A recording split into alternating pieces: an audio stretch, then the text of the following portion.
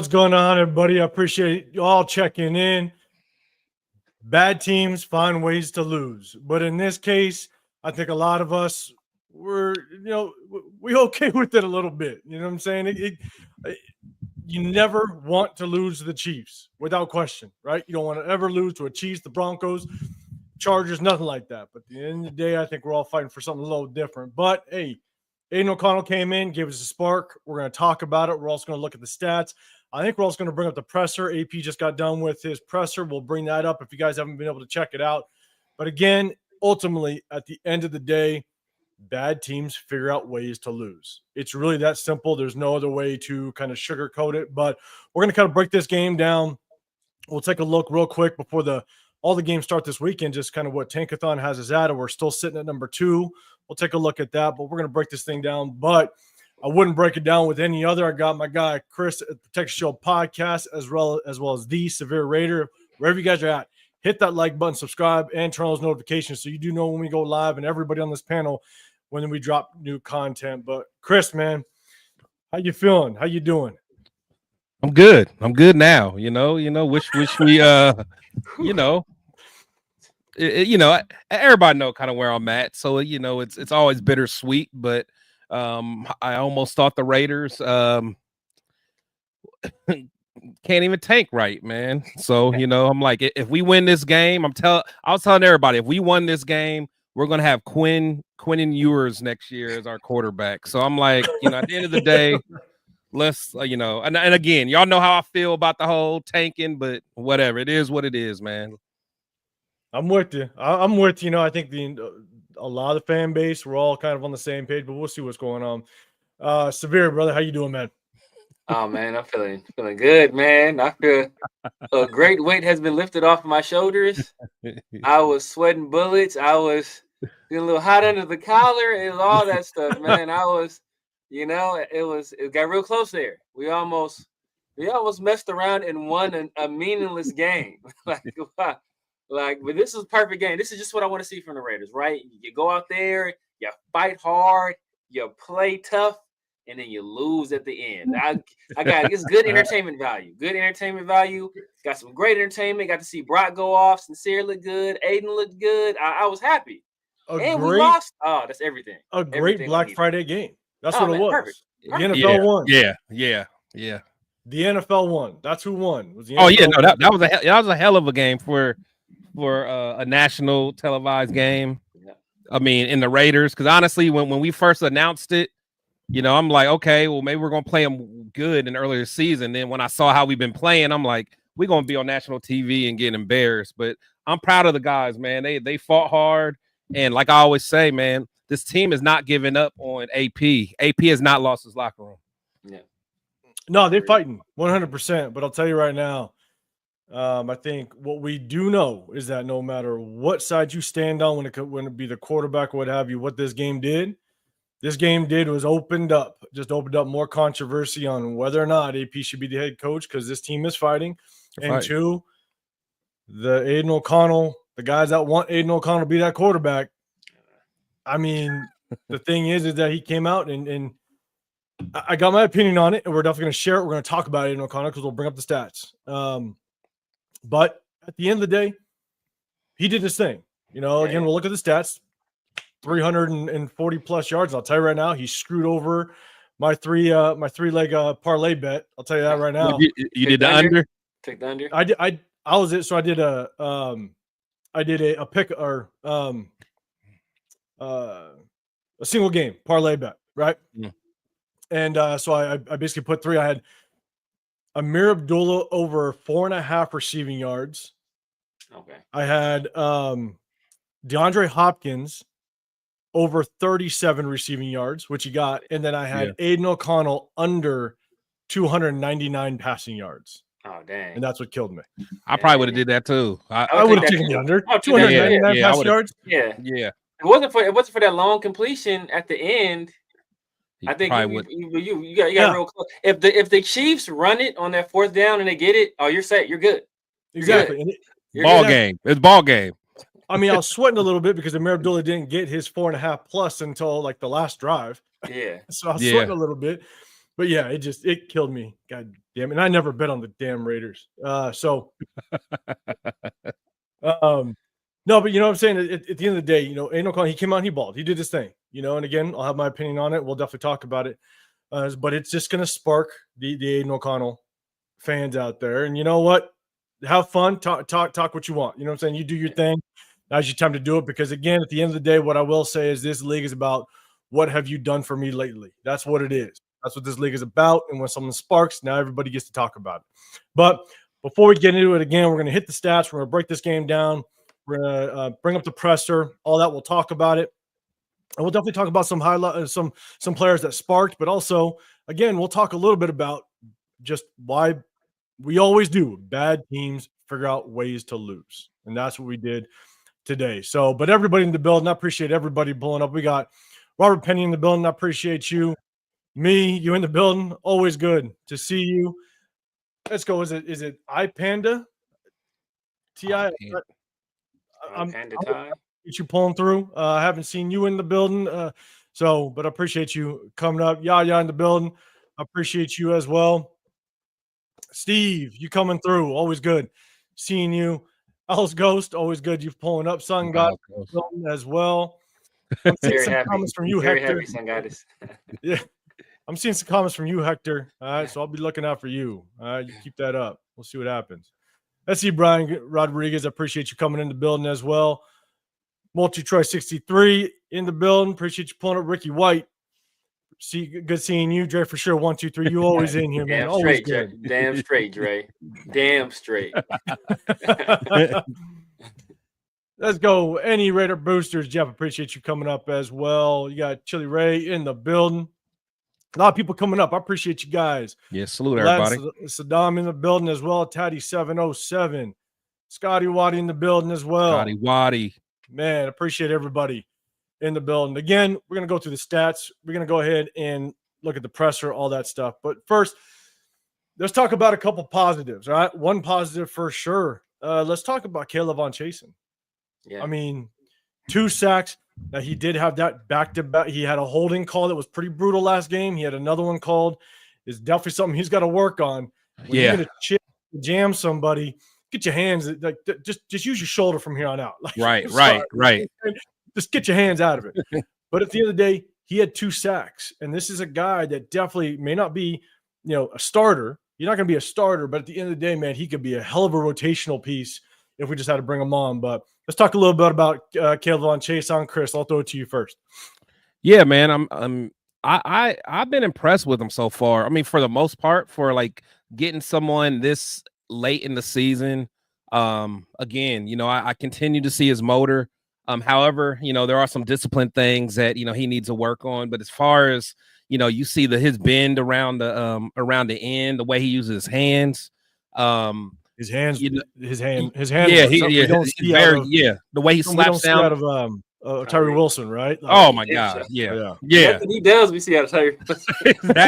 exactly. So I mean, but honestly, it's like he's like my man TheSevere would say, he's like a Timu Malcolm Kuntz or something, man. But but someone like that, I can work with, man. I can have him in the rotation.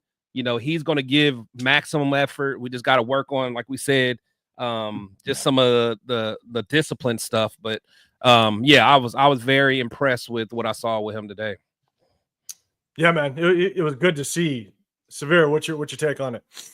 Yeah, man. Like he's been since the moment we picked him up, he's been pretty impressive, right? And he's gotten better. He's just continue to get better, and I think that's a testament to Patrick Graham, who we always he talks about all the time. If anything, he spends like too much time with the D linemen because that's his background as a defensive line coach, and Robbie Leonard as well, right? And what that also says is that there's almost no hope for Tyree Wilson.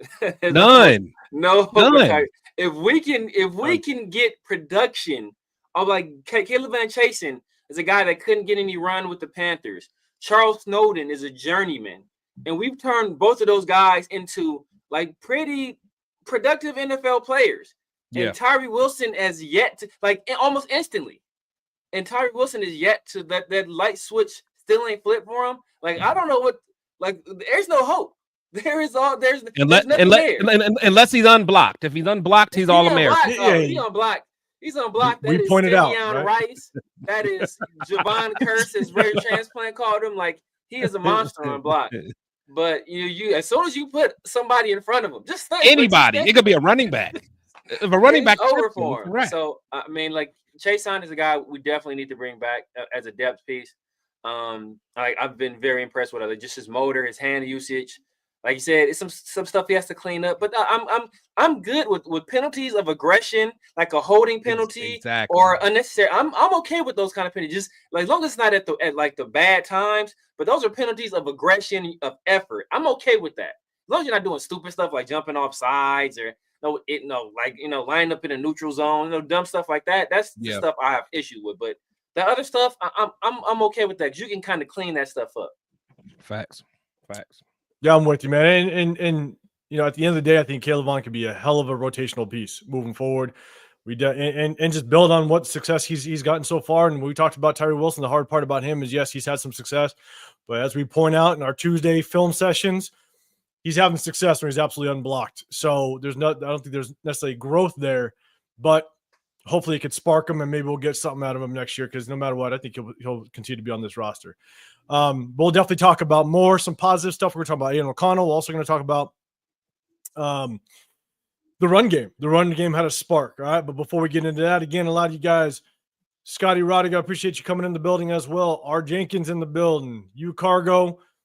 That was a stupid game in the end. When the ball was snapped, the play was called dead, so the fumble recovers after the play ended. Raiders should have kept the ball and win the game. That was the refs. It wasn't called dead. It wasn't called dead. I think it wasn't still a live ball, but I honestly, sure.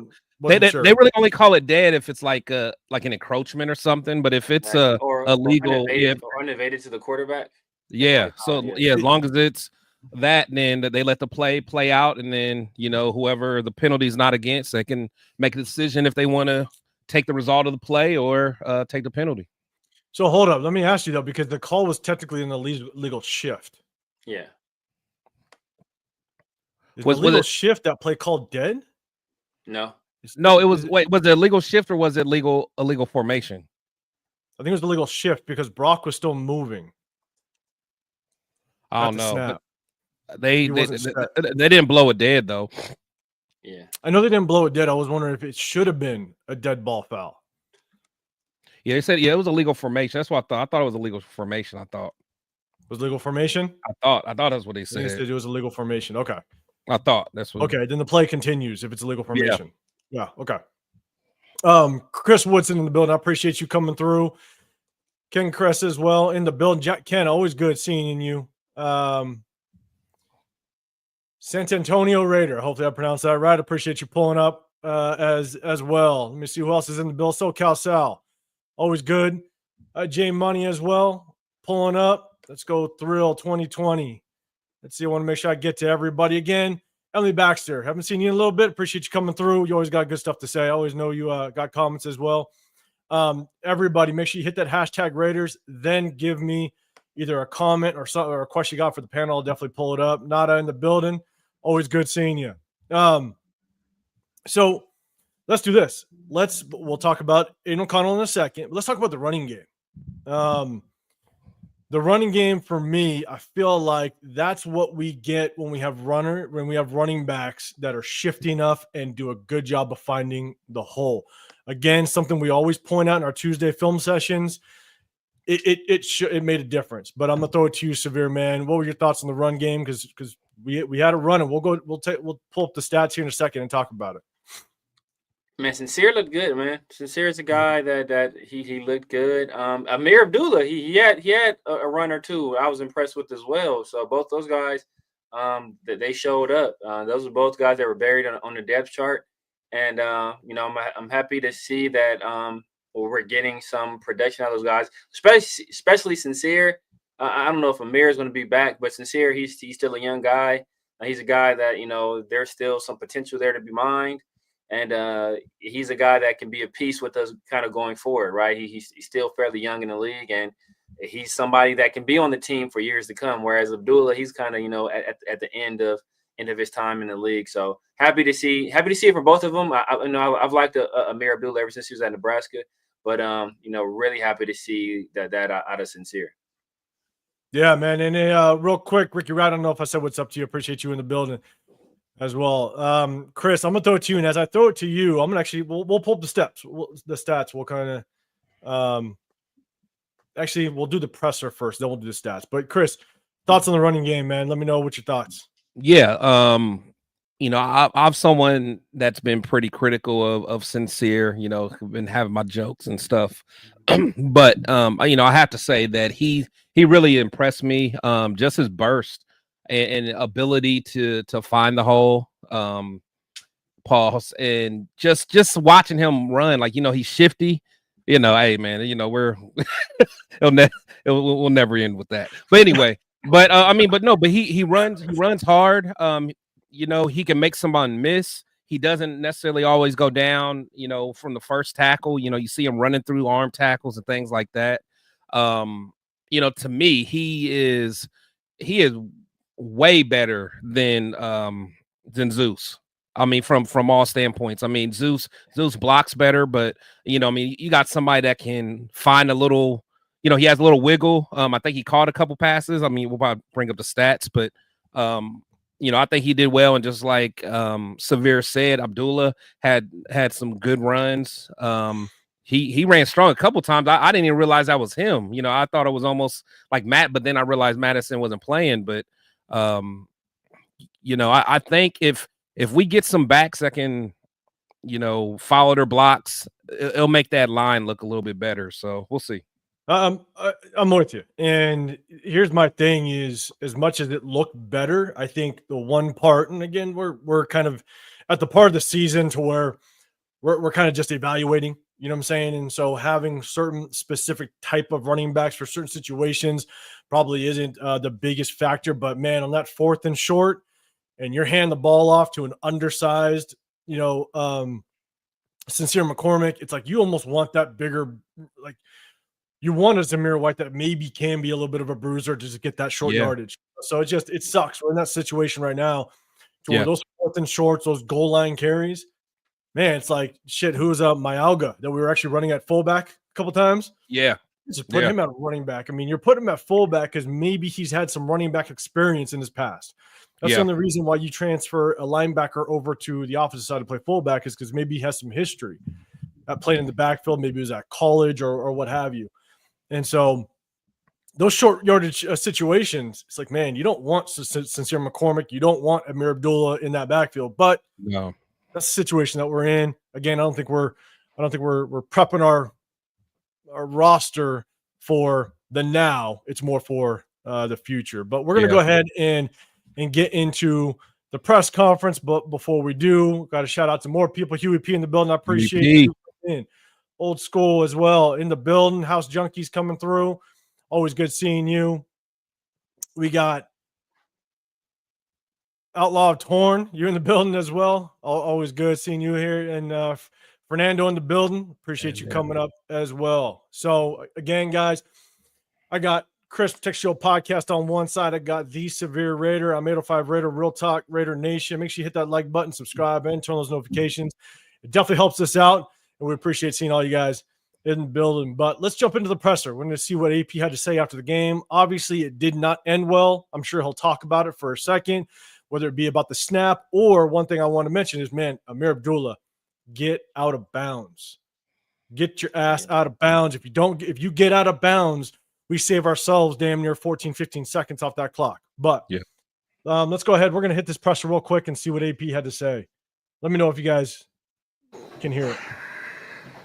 Yeah.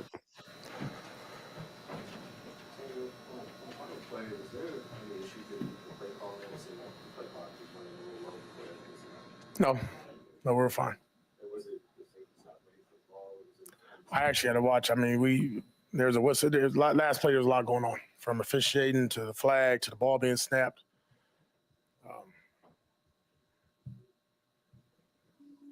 I gotta look at film. I know it was a lost AP, but what a gutsy performance by Aidan. Would you discuss that, please? Yeah, I think Aidan, our team, the effort, the fighting, throughout, these guys battled even at the very end till the clock hit zero. These guys believed that we were going to win, and they fought their asses off to the end. All three phases at some point contribute to helping us get in that position. But Aidan did obviously a hell of a job. He stayed in the pocket, made some big time throws for us, was able to push the ball down the field. Obviously the numbers say what they say, but he really stepped up. Proud of him. Just proud of my team, proud of our team, proud of the fight. We came up short yet again. And that's the world champs. That's twice now. I thought this season we played it very hard and had opportunities there to win it and put ourselves in position to win it. And man, there's no fight. The record is what it is, but this is a team that's prideful, that's playing for one another. There's no quit. There's no putting their head down and but you can't, I don't know what you keep saying at the losses, right? And we just got to keep battling. They have some time off and we'll regroup. But one thing I'm not going to, take away is the effort, the pride, and the way they compete. Kind of going through the thought process on Daniel's 58-yard field goal. First ran the punter out, then called the timeout. Yeah, just give our kicker. I mean, our special's been right between AJ and Daniel, and I know he missed two, and you can hear that our guys on the sideline really believed in him. And hell, I didn't blink. So we brought out the punter. You know what? Looking at the time, we came here to win. So felt good about our defense where we was at that standpoint, regardless of where they got the ball, that we go out there. And even though he missed it, we did get another 3 and out. We gave our offense a chance. On the last play, just basically trying to get a few more yards there to get into better field goal position. You talking about when the ball's – no, we was going to snap the ball and really just throw the ball out of bounds and just the ball's at the 32-yard line and kill 4 or 5 more seconds, kick a 49-yard field goal. Could you talk about the emergence of Sincere? I mean, he's Yeah. coming along. This is a dude that he's earning more reps. He'll keep playing for us, and the way he's running, tough, physical, hard nose, bouncing off, fresh legs. You just look at we've had a long time, 25 attempts for 116, but him averaging 5.3 versus that defense, and his style of play and his physicality really showed up. Brock Bowers continues to have a dominant rookie year. Your thoughts on what he did? Just dominant. Obviously one of the better players on our team. Keep finding a way to find the ball. The bigger the moment, the bigger this rookie stands up and makes plays. So, it's impressive to watch, especially late in the ball game, making really big plays for us, tough catches. A really good football player. Obviously, no moral pictures, but you got a lot of young guys step up. Brock Bowers, Trey Tucker, talk about just some of their growth. Yeah, you love to see it. You love to see these guys continue to battle, play hard. Like we keep talking about, and I've said, as in our weekly meetings and pressers, that next man up mentality. These guys are making the most of it, and you never know when your number's gonna be called. Again, the Sinceres like that. Aidan, being on IR for a couple of weeks, coming in, really stepping up, and just, and listen, be honest, our whole team. Like I said, I'm gonna keep talking about that. It could be a lot of narratives, but the way this team fought, the effort, how competitive they were, and how they stuck together, that'll be us the rest of the season.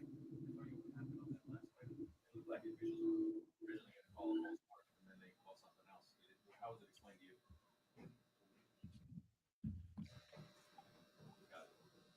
5 sacks. We talk about, with all the starters, this defense is down and it's going against a prolific offense. And they played their tails off, 44, 98, 96, the whole defense, but really that went back and forth. Even, the way our coverage was and 15 making the throws that he's able to make, and the way, this is a really good team on offense, but I thought we were relentless. I thought we had a much better plan and understood the rush coordination, which we talked about throughout the week, of how to rush Patrick and how to keep him in the pocket. And, credit to those guys, and I thought at times I don't know if we frustrated him, but I know he felt us, right? And I think that was the biggest thing. Sacks are great, but the more we can put hits on him and the pressure, that was better for us.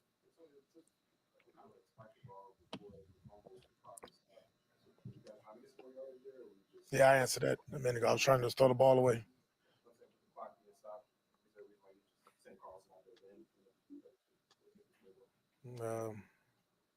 So we was going to throw the ball away and waste 4 or 5 more seconds and kick a field goal.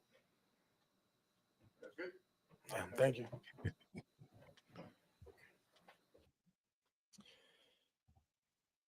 All right, so there you have it. He's basically saying they're going to try to snap the ball, throw the ball away, waste 4 or 5 more seconds. And I believe that was on. God, was That that a third down? Or was that Third second down? That's third down. I don't believe him. But I don't believe him because so first of all, I want to address the chat because people keep saying it's a dead ball. I think there was a debate between the refs whether it was a legal formation or a legal shift. If it's an illegal formation is also this signal. It's the same as false start. An illegal shift is this. So one ref might have called illegal formation, another ref called illegal shift. Either way, it's a play on. Either way, it's a play on. So stop saying it was a false start. It wasn't a false start. They would have blew the whistle dead before the ball was snapped. So no whistle was blown at any time. So it's not a false start. But I don't believe AP because on second down, he spiked the ball. So if your plan was to just let the clock run down at that position, you just let the clock run down at that position. What he wanted to do was get the ball closer because he didn't trust Carlson to make the kick.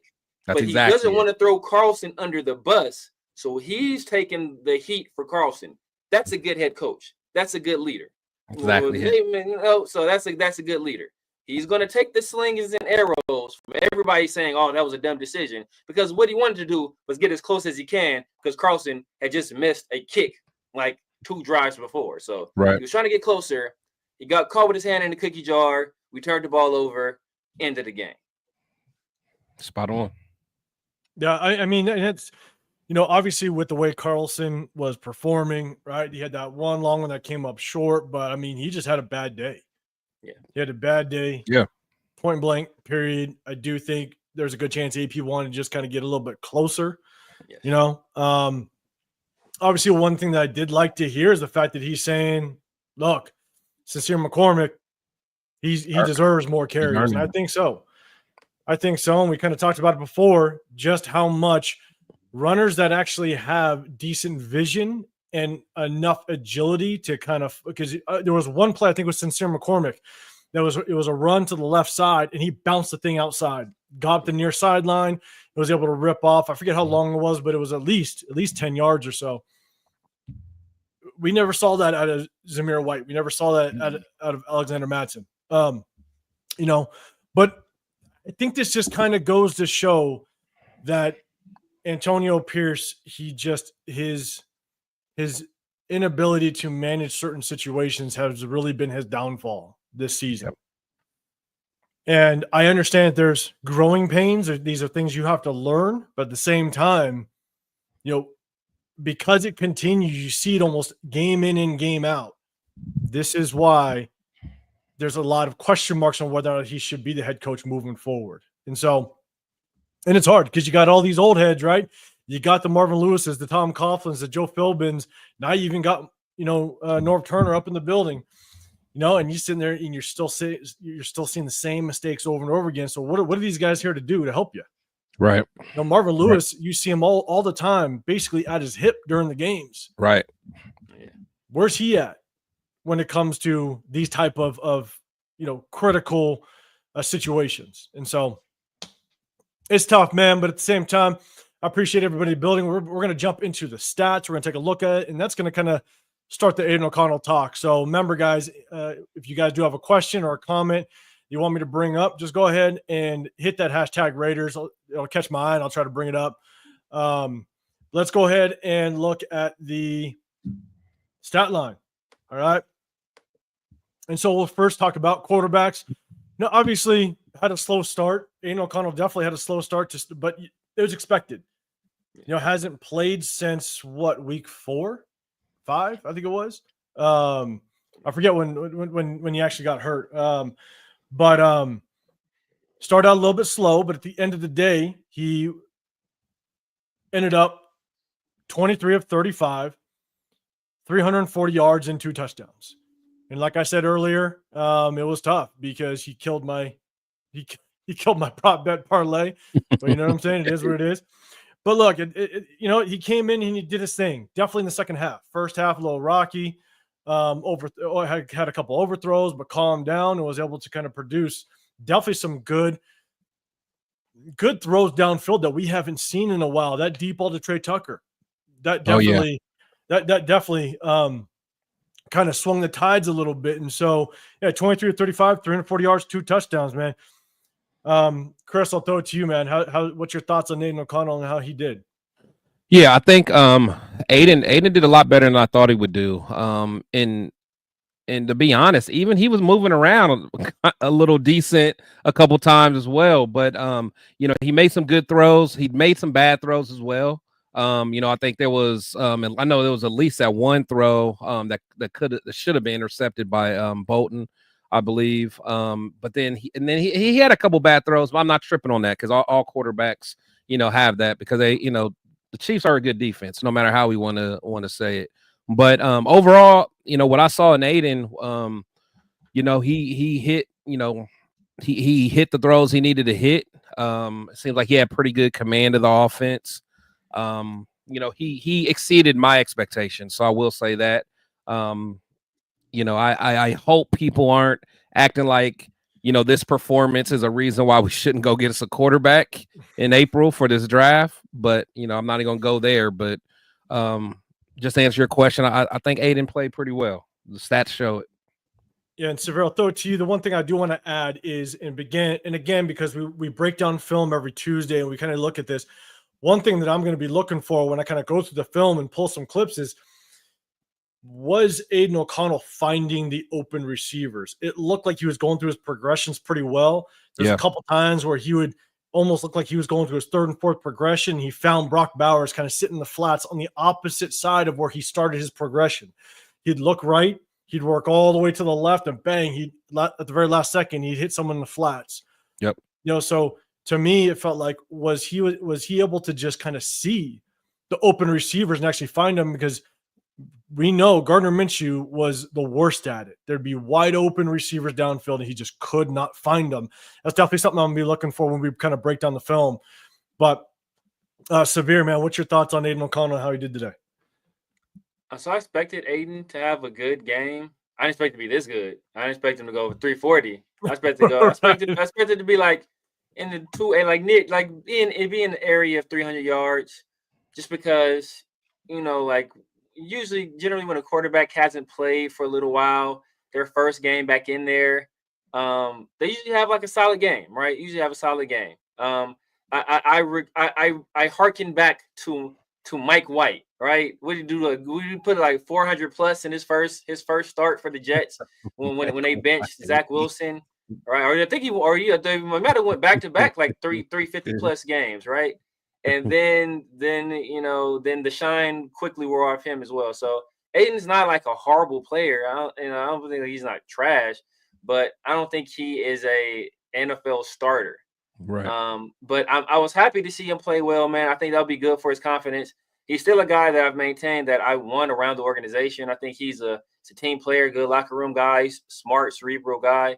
So I still would like to have him around the organization, but I don't feel he's a starting caliber quarterback. But man, I was happy to see him do well, man. I think that'll be great for his confidence. Yeah, I'm with you, and Ken Chris said today's conversation would be completely different if Aidan O'C, I'm assuming you're saying wouldn't have been the starter. And I agree. If it was Gardner Minshew, if Gardner Minshew didn't get hurt, it might have been a much longer day. You know what I'm saying? For sure. Again, I think we know that based on just what our previous film sessions have looked like with Aidan. Jared, for sure, you're basically saying Aidan was poised on that last drive, reminding me on how he looked like Purdue. He looked poised the majority of the game. He took him a little bit to kind of get his feet underneath him, but he definitely did. That last drive, he was looking good. It was. It's almost like even if you think back at like Carr, like some quarterbacks are just better with tempo. Yeah. You know what I'm saying? And it almost looked like that Aidan felt better in tempo. That's what he played at Purdue. It was like a spread offense. So that's like take what the defense gives you, and he looked good that last drive. I ain't gonna lie, he did. And Joe Ray, appreciate you in the building. How do you guys feel about Aidan O'Connell starts the rest of the year and win some games for us, possibly putting us out of the range of the franchise quarterback in the future? I think that's, when we first started today's show, like that was our nervousness, right? Towards the tail end of the game, you're sitting there going, oh shit, like he might do it. He might pull this off. But Severe, to your point, that's one of the things is whenever you have a switch at the quarterback, look at what happened with Andy Dalton. Exactly. Right? Andy Dalton earlier in the year, they benched Bryce Young, pulled in Andy Dalton. He goes in and looks like an absolute future Hall of Famer against us, but then comes back down to earth the rest of the season. Yeah. And now he's benched and Bryce Young's still back. He's now the starter again. The thing about last year or maybe the year before, Cooper Rush, when he started for the Cowboys. Yeah. Oh, yeah. Even this year, right? I think the Packers were 0-2. Malik Willis gets to start, wins 2 games. So it's and who's that Italian kid over in the Giants? Get in there. Oh, talking about DeVito? I think he got hurt. He got hurt. And then they had to go to Drew Lock. They had to go to QB3. But so yeah, man, a lot of times these backups that they have quick success, is microwave success, but it's not lasting success. But like I said, man, Aidan played well, man. I don't want to take anything away from his performance. I think it's great for his confidence. I completely disagree with any notion that if he started the year, we'd be any better off than we are right now. Like teams would have figured him out by week 3, and we don't win the Ravens game. He wouldn't have won that Ravens game. No. So like teams would have figured him out fairly quickly. Just like they figured out Gardner Minshew fairly quickly. It took them a few games to figure him out, and they would have done the same thing with Aidan O'Connell. Like neither one of those guys are starters in the league. And to your point, look at what happened last year. Aidan O'Connell comes in against the Giants after a coaching change, all that, everything, and all of a sudden we put up points on the Giants, and then we all kind of fall back down to earth, right? And so, this is what might happen. Aidan O'Connell gave us kind of a little bit, the offense, a little bit of a spark. And we might find ourselves kind of falling back down to earth. Now, to address the question, I think Aidan O'Connell starts the rest of the season. I think there's no question that he starts the rest of the season. Does it now, or do we have a much better chance at beating the Jags? Absolutely. And so he is putting us at risk of potentially getting that number 1 draft spot next season. But the thing about Aidan O'Connell is we have to know truly what he is. Give him the biggest sample size possible to prove that he could be either a viable backup, what can he contribute in this quarterback room moving forward? Because a video that I posted earlier this morning, I basically said, look, one of the most important positions on a roster is your backup quarterback. And the reason being is because, one, you might have a quarterback go down. And if you need someone that can come in for a quarter or two and you're up by 3 points to just sustain a couple drives and push you through a win, or you have a quarterback that goes down for a game or two, like a Malik Willis situation, to where Jordan Love goes down for a couple games, and now you just need a quarterback that can maybe win you a game or two and just kind of help that season keep rolling. But most importantly, you need a quarterback that is smart enough, that understands the game, to where when that starting quarterback goes to the sideline and he sits with that iPad and you sit next to him on that bench, he understands the game enough to be able to relay to that starting quarterback, this is what the defense is doing in this type of situation. This is where the pressure's coming from. This is the type of man coverage that they're running. This is how they're dropping into zone. You want that smart quarterback as a backup that's going to be able to help out your starter on the sideline. And the best example I can put out there is Chase Daniels. Chase Daniels made a career as a backup in multiple organizations and teams because they knew that he was smart enough to help out the starter. Yeah. In all situations. And so Aidan O'Connell could be that. He's a very smart quarterback. He just because you're smart doesn't always translate to the field. And so I do think no matter what, Aidan O'Connell deserves to start the rest of the season.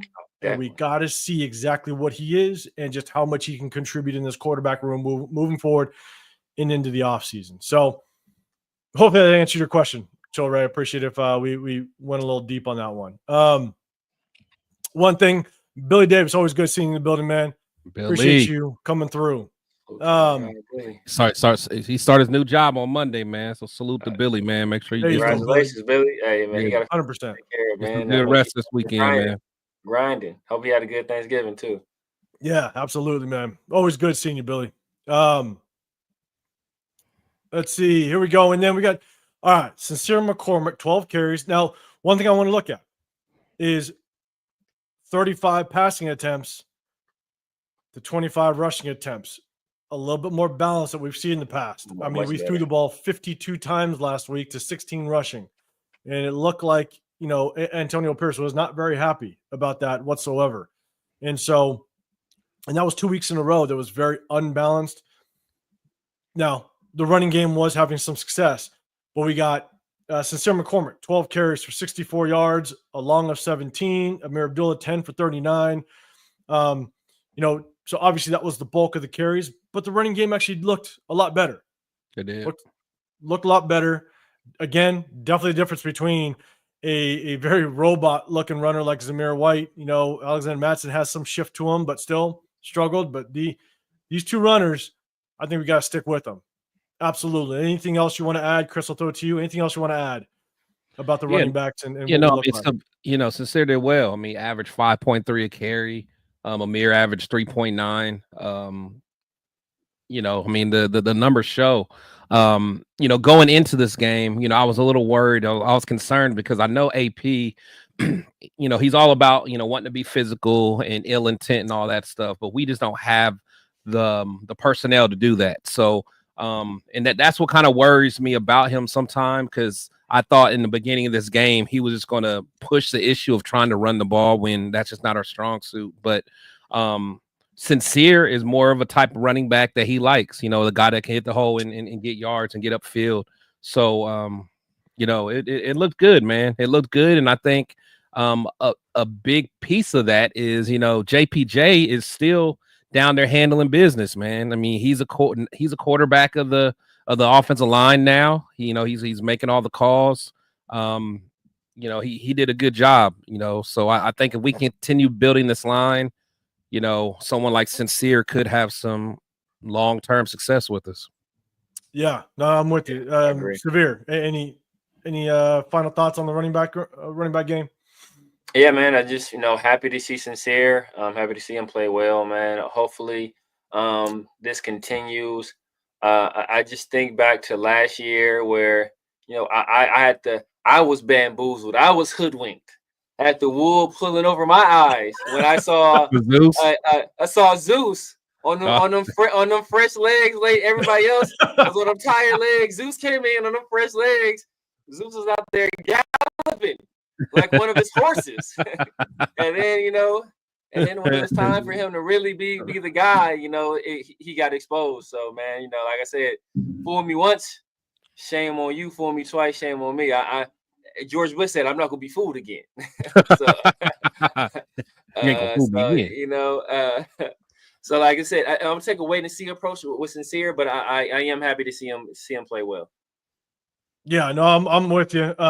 You look at Patrick Mahomes. That's the hard part. Is I'll jump back to the quarterbacks real quick. Patrick Mahomes, we let him have a day. You know, for the most part, Travis Kelce was kind of doing his thing.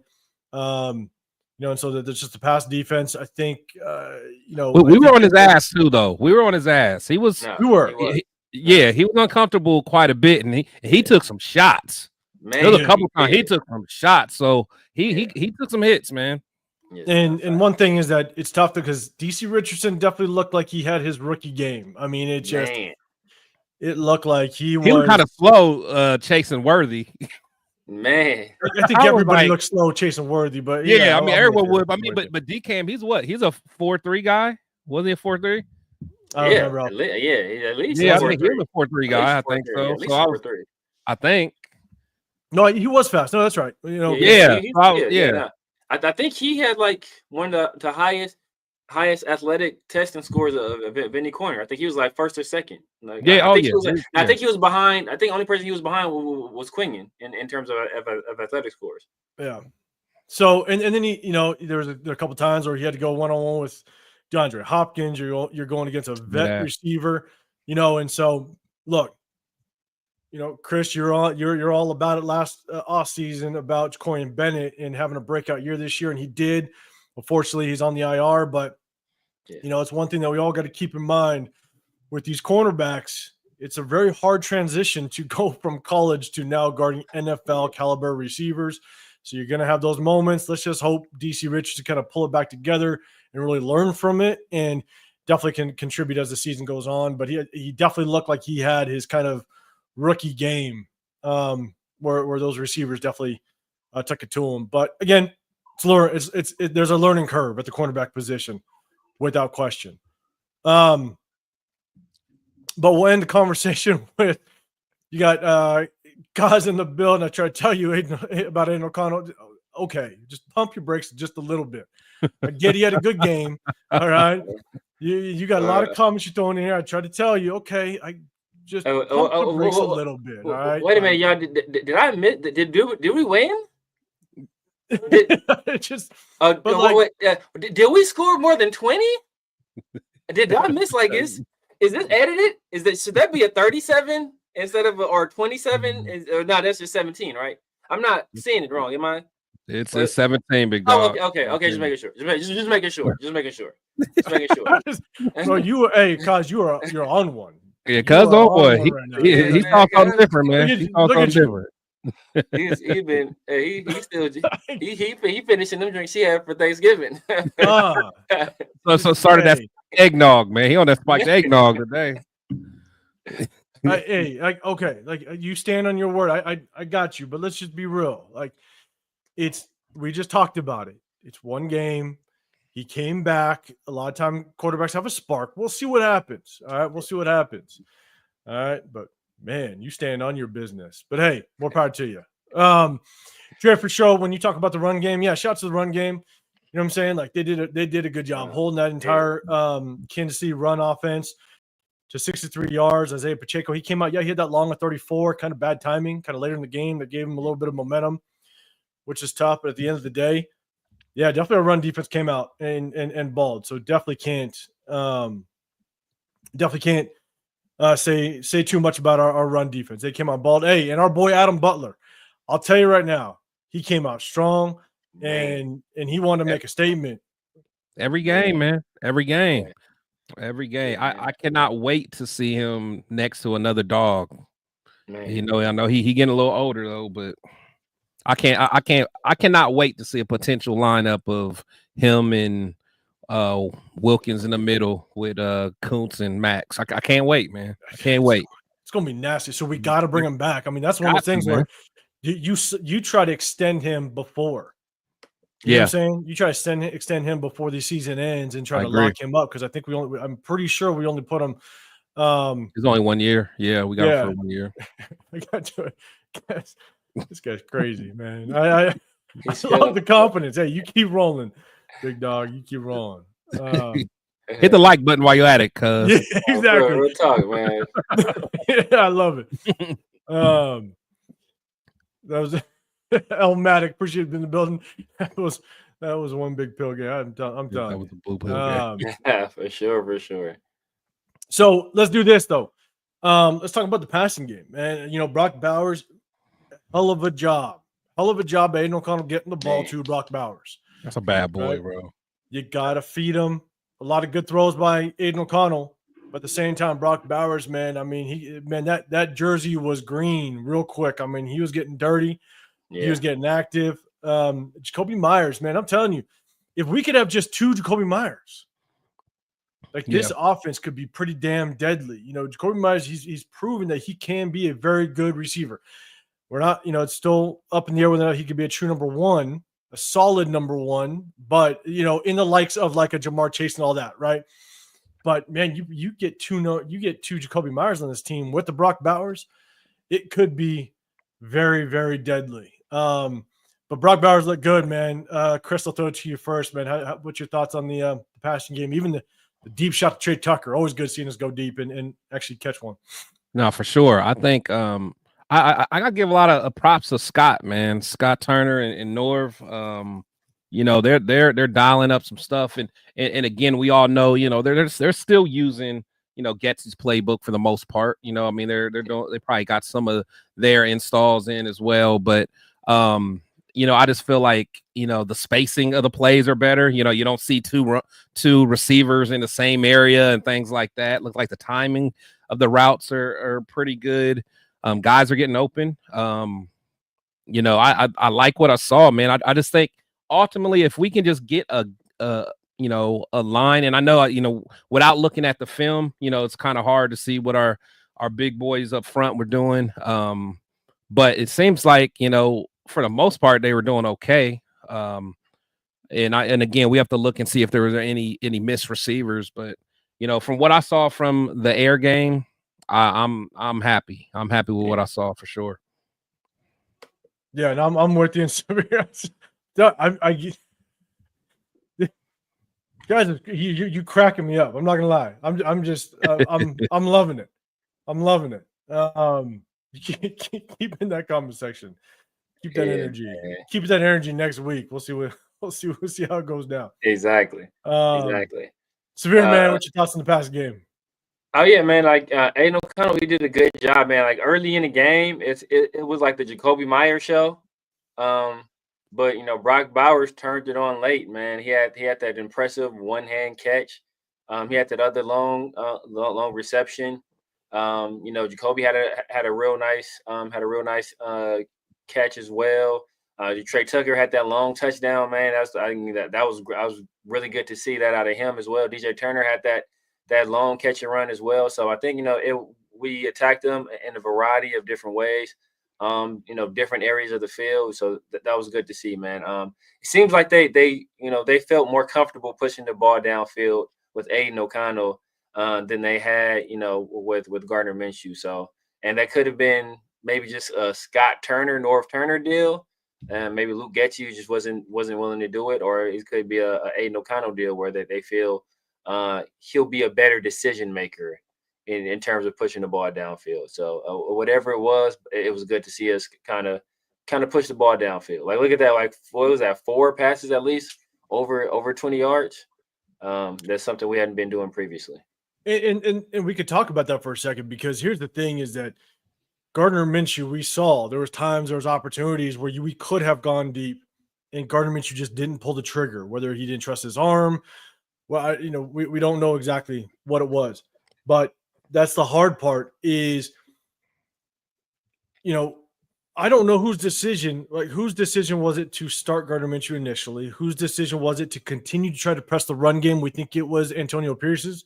And so was Getchie just, there was that one moment early in the season, might have been week 3 or week 4. It was fairly early in the season where you had AP kind of looking at Luke Getchie, basically being like middle way of the game, and basically being like, hey, Getchie, this is what you need to do. Was he pressing Getchie to force the run game? You know what I'm saying? And so, and looks like Scott Turner with Norv Turner up in the box. They might be sitting there. Norv Turner, one of the most respected offensive coordinators in his time. You know what I'm saying? He might be looking at going, hey, I'm going to do what I do. Yeah. You know what I'm saying? Like, I'm going to do what I think is going to work, what I think is going to find us success. And AP kind of stands in his own, stays in his lane. And so, is that what we're seeing? Are we seeing just the flexibility in Scott Turner and Norv Turner to be able to do what they want with this offense? But at the same time, are we now seeing running backs that actually can find the hole? You know what I'm saying? So that's the other part of this. So, also, Jackson being in there as well. I mean, I think that Jackson and Jordan Meredith being in there, I think that's a combo that is better than we had previously. Yeah. Hey, Kaz, just if you're gonna get out, just get out. Jesus Christ, brother. I mean, I swear, like, I don't want to be your keyboard right now, bro. You're angry. He's on the sauce for real. Yeah, bro. Like, just make sure you hit that like button when you're out. Or that always wrong button, however you put it last time. Yeah, exactly. So, but I'm saying that, but at the same time, it was good seeing we fed Brock Bowers. Jacoby Myers was able to get some work in, and Trey Tucker, we finally hit that deep ball. So, man, at the end of the day, always good to see it. Always good seeing new people in the building as well, or at least people just coming in. Dave Lauricia, always good seeing you in the building as well. Everybody, make sure you hit that like button and subscribe. I got Chris Protect Show podcast up top. I got TheSevere Raider down below. Make sure you guys hit those channels. I'm 805 Raider, Real Talk, Raider Nation. Make sure you guys hit that like button, subscribe wherever you're at. Tub of Chili as well. Always good seeing you in the building. Guys, you're gonna keep making me laugh with your comments. You You're stupid over there. All right. But we also had, I think, the defense for the most part. For the defense for the most part, we'll jump over there. We talked about Caleb Von Chason. Did a very good job. DC Richardson kind of had his rookie game, got exposed a little bit, but the defensive line got after it. We basically held the Chiefs for the most part to doing very minimal things. And to your point, Chris, like we got after them. Yeah, we got after them, and you got to love the fact that energy stayed throughout the entire game for the most part. So let's talk about that defense real quick. Chris, I'll throw it at you, man. Give us your thoughts on the defense. Yeah, like you could tell at times the defense was, that we were giving them problems. But again, dealing with someone like Mahomes, he seems to be able to get away, and escape just enough. Like that one play was just unbelievable where he got away and still threw that ball. But he, I think it was, I think D-Hop may have dropped it or something. But for the most part, I think the rush was good. I think our coverage, Jack had some good plays where he covered well. D-Cam, he's a rookie. I think he competed out there. He was trying. But we're dealing with the best of the best from the offensive side of the ball. I'm proud of the defense, how they played. The way the defense played today would beat a lot of other teams. They'd beat a lot of other offenses. So, for the personnel that we had in there with all the injuries, I can't be too mad at that defense. No, you can't. The only thing that I will say, and Severe, I'll throw it to you in a second, is the one thing that I didn't like, and this is just pure football smarts. It's also understanding the moment is when Jack Jones got beat on that double move towards kind of the tail end of the half, where it's the Chiefs are trying to go downfield or trying to move down the field. That you want to keep everything in front of you, and D-Hop hit him with that stop and go. Oh, and he got beat. That was nasty. Mahomes, too. Yeah, Mahomes put it perfectly underneath Palomal, the safety. I mean, those are the moments where keep everything underneath you. Yeah. You know what I'm saying? And so don't bite. And it wasn't like a Jack Jones just hesitated. He bit up. It's like he wanted that moment he had last year where he picked off Mahomes. Yeah. It's almost like he was waiting for that moment. And it's just like, that's not the time. Yeah. That's not the moment. You keep everything underneath. And so that's just a little undisciplined in my opinion. But that's the only thing I'll say about Jack Jones. But Severe, man, what's your thoughts on the defense and how they did today? Yeah, man, they did their job, man. They did an extremely good job in the run game. Outside that one long run by Pacheco late, I mean, they bottled up everything in the run game. I think they were putting heat on Patrick Mahomes all game long. Like he felt their presence. I think Dre for sure mentioned that like one of his touchdown passes was like a touchdown pass, the no look pass he threw across his body to the back of the end zone while he was getting hit. Like that's special stuff right there. That's why he's the best player in the league. So like it's nothing we can do, right? There's nothing we can do with that. He's like, what are you gonna do with that? Like it's not a damn thing you can do. But other than that, man, like I think we did a darn good job. And like Chris said, this is beating like most people. This is getting most people up out of there. Most people, this is getting up out of there, right? This is like to take it to pop culture. This is like when Drake dropped "Family Matters." Like most people, hey, they out of there. They out of there. He dropped that. It's a wrap, right? But he was dealing with Kendrick. It's a little bit different, So we was dealing with Pat Mahomes. We was dealing with Andy Reid. That is a different breed of individual as a head coach and as a quarterback. And then Steve Spagnuolo as well, man. Like those are three guys that are at the apex of their positions, man. So yeah. This is it's nothing to hang our head about. Our defense, they did a darn good job, especially being undermanned. And you're right. And Dave Conrad, you said 3 field goals lost it for us. Offense did his job, and I agree with you because of the fact that where our offense is at this point. We have a young offensive line. Aidan O'Connell coming off of an injury, so he needs to get some chemistry with the receivers. You got running backs that are not the premier starting running backs that we want to start the season with. And so there's a lot of things that are going against our offense. And so, again, going against one of the best defenses in the league. And let's be real, Severe, kind of to your point, I think this is kind of what you said a little bit, is that like the Chiefs are winning games off of their defense. They're not winning games off of their offense. Yep, it's true. You know, and so our offense came in. And I do think they did their job. Yes, they came out slow, which was tough. Only I think it was 10 points in the first half or 3 points in the first half. Basically scored basically all of our points in the second half, and so it was tough. And that is a game that we're kind of relying on our special teams. And Yell Rel, appreciate you coming through in the building as well. You're saying those missed field goals were brutal. Yes, they were. And that's where,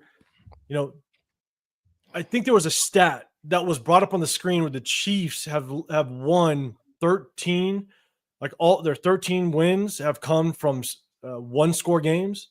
Yeah. I'm sitting there going, the good teams figure out ways to win.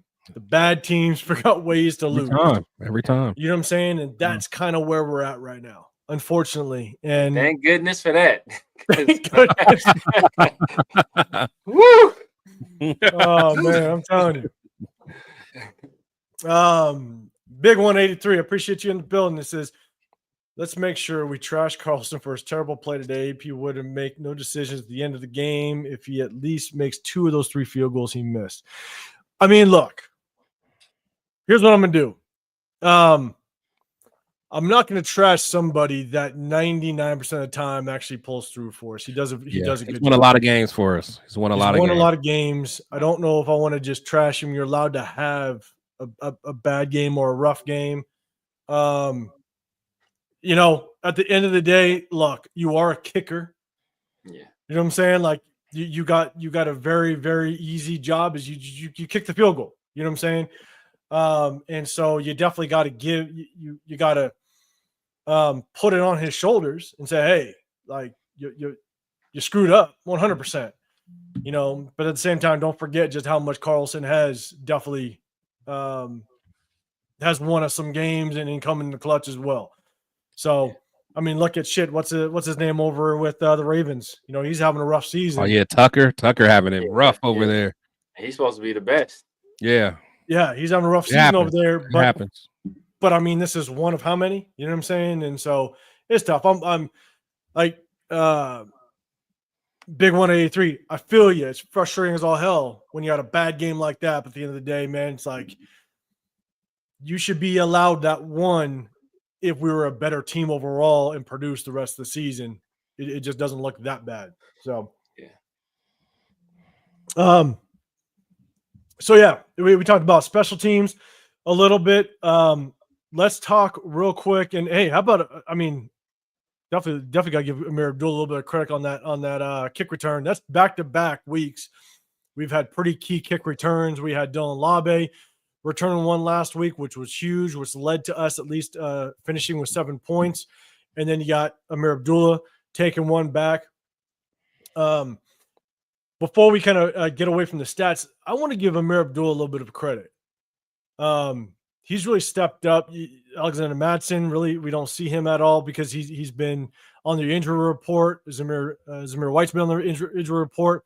Amir Abdullah was a third down back that I love that we brought him back. He's a veteran, great third down back.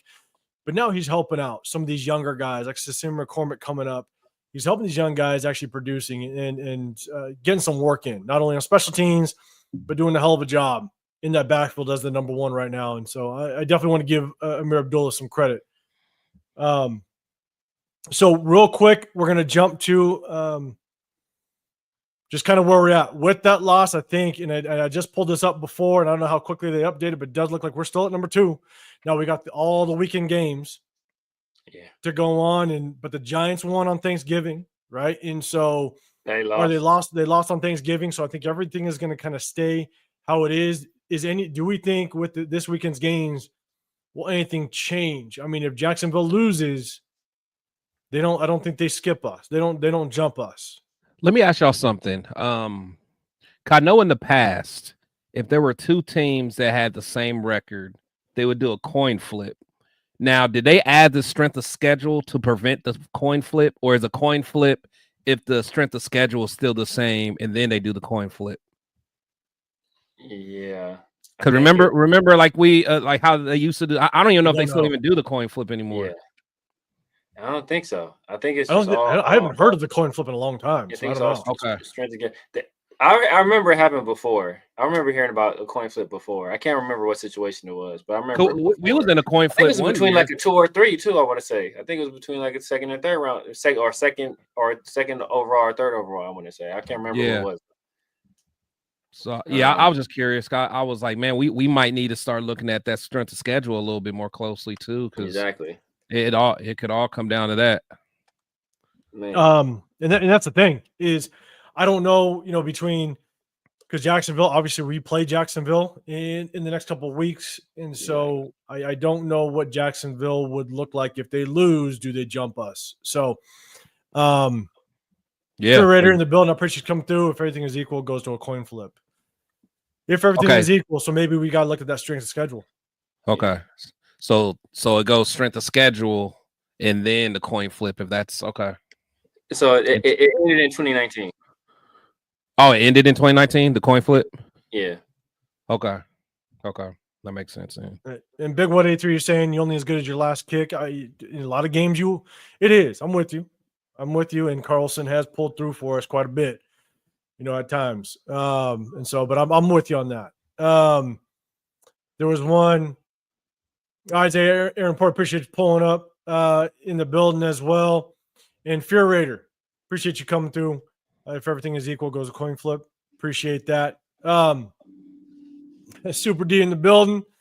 Hold on. Let's give Ken Kress a little love. Kind of what he said. So right here, yeah. Because we keep hearing that a lot, and Ken, I understand because I used to be in your boat, man. I used to be all for why are we talking about losing, the Raiders just need to win. This is the first time I'm ever in this, but we got to get our quarterback, Ken. We have to. 9 times out of 10, we're probably going to keep. In fact, I think with a report just came out, we're going to keep Telesco. One thing we know about Telesco, he's not going to trade any draft picks. He's not going to give away his future to move up and get a quarterback. So if we get a quarterback, that quarterback's going to have to land in our lap. If we're pick number 3, 4, 5, 6, 9 times out of 10, we're not going to get the guy that we really need to get. So this is one of the first years this will probably be the only time you ever hear me say winning these meaningless games, is going to end up having us with Quinn Ewers. And I keep having nightmares about that. That's going to be our guy behind center next year. Exactly. I think unless you feel like Aidan O'Connell is the guy. If you think he is the guy, you know what I'm saying? And we got to be over that by now. We have to be over that by now. This performance opened that door again, but this performance opened that door again. This part, it's 340. Hey, O'Connell, baby. You see they all in here. I told you, Severe. I told you. Like, bro, come on now. We lost. Put up 17 points and we lost. So, but yeah, man. Like, I my question to these people that's like so like keen on us winning these games, like, what does winning games? We're out of the playoff race, right? We're out of it. We're out of the AFC West race. We're out of it, right? Completely out of it. What does winning games now do for you? Or do for the Raiders besides provide some kind of like instant gratification, some kind of like self-aggrandizement, for yourself? Like outside of that, what does winning games do for us right now? Like I don't understand it. Like at this point, we should be wanting to get the best draft position possible, so that way we pick high in every single round. That way we can recoup next year and possibly win that. Outside of maybe people that want to keep Antonio Pierce and feel if we lose out that he's gone, I can see those people. But other than that, like what does winning these games do for us? So it's not just and again, Chris, we talked about this. We talked about this in our last show. Here's my thing: is it's not just picking high in every round. Now you can control the options that you have. Right, you have the option to trade back if you want, and you can compile a bunch of draft stock. We know what the number 1 draft pick went for last year. If someone wanted to jump up to number 1, number 2 last year, you're gonna have to give up 3 first rounds, depending on when you're coming from. Even if you were like say 5 or 6, the amount of draft capital you had to give up to jump up to a number one last year was ridiculous. It was multiple number ones, multiple number twos. And so sitting at that number one draft spot with a bunch of teams that are going to want to jump up to get a Shedeur Sanders or a Cam Ward, they're going to give up the farm in order to get there. And so now you kind of hold the cards. You have the ability to either pick who you want, or you drop back, you compile draft picks, and you have the top pick in every single round moving forward. And so it's like you have to kind of put all that into consideration. And so to some, our boy is back. I put him on timeout on my channel. He was the where is he in here again? I put him on timeout on my channel. He was the hot over one of y'all. Is he back? He's back.